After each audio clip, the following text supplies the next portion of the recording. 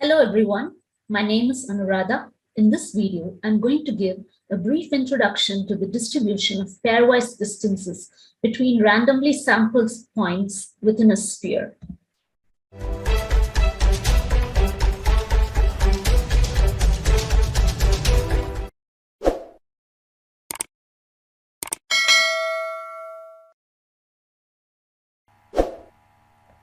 Random sampling within a sphere is a process that is used in several fields such as mathematics and spatial statistics, ecology, astronomy, economics, particle physics, and materials composition at the micro and macro levels. In statistics, the use of point processes in stochastic geometry uses a set of sample points located randomly in a given mathematical space, such as spheres, cubes, and even generalized to n-dimensional spaces. In this blog, random sampling of points within the sphere is done by the inverse CDF transform method, also known as the probability integral transform. From the standpoint of spatial distribution, this method is preferred over some of the other methods used for this process, because here the scaling to obtain the internal point is done with the cube root of the uniform random number, which causes the points to be more spread out in the sphere, rather than clustering of points near the poles or the center. Statistically, this implies that the random points generated are chosen with uniform probability. A brief description of how the algorithm works is as follows. Firstly, the process of random sampling involves generating the set of random points within a unit sphere.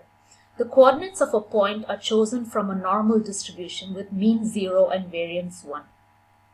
This vector is then normalized to produce a unit vector that specifies the direction along which the random point is obtained in the interior of the sphere. After this, mapping the point on the sphere to produce a point within the sphere is done by scaling the normalized direction vector using a number chosen from a uniform distribution for the radius. Then the pairwise Euclidean distances between these randomly sampled points are obtained, and the distribution of these distances is observed. The theoretical concept behind this algorithm is as follows. The volume of a sphere is given by 4/3 of pi r cubed. The probability density function is given by p of r theta phi and is equal to the ratio of r squared sine theta to the volume of the sphere with radius big R. Integrating this PDF over phi and theta gives 3r squared by big R cubed, where theta ranges from 0 to pi and phi ranges from 0 to 2 pi. Now the CDF obtained by integrating this equation from 0 to r, since by definition the CDF of a random variable is the probability of the random variable being less than or equal to a given value. Here the random variable is x, denoting the distance of a point from the center, and the value is r. Hence the CDF is obtained as r cubed by big R cubed.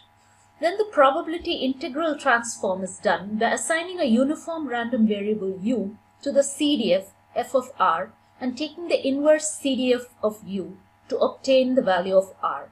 This is done with the equations f of x is equal to u and r is equal to f inverse of u, which gives the result as r is equal to big R times the cube root of u.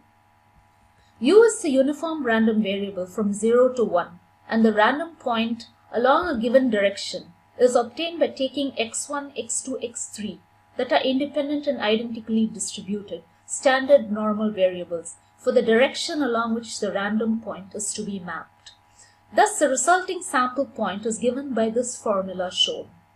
Then the pairwise Euclidean distance between the sample points are obtained using the Euclidean norm, and the pairwise distance distribution is obtained.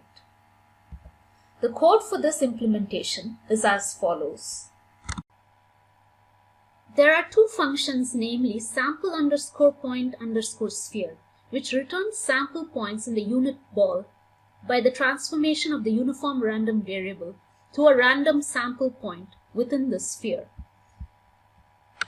The second function is distance underscore sphere of n, which takes as input the n number of pairwise sample points It finds the pairwise distances between randomly sampled points in the sphere and displays a histogram along with a visualization of the sphere with the distances between pairwise points.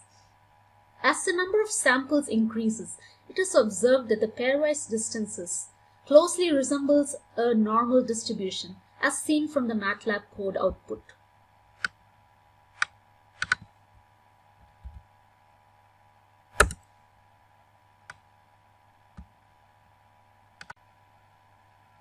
Thank you for watching this video. Do like this video if you found this helpful. If you have any queries, please post them in the comments and get in touch with us. Follow us on LinkedIn, Facebook, and subscribe to our YouTube channel.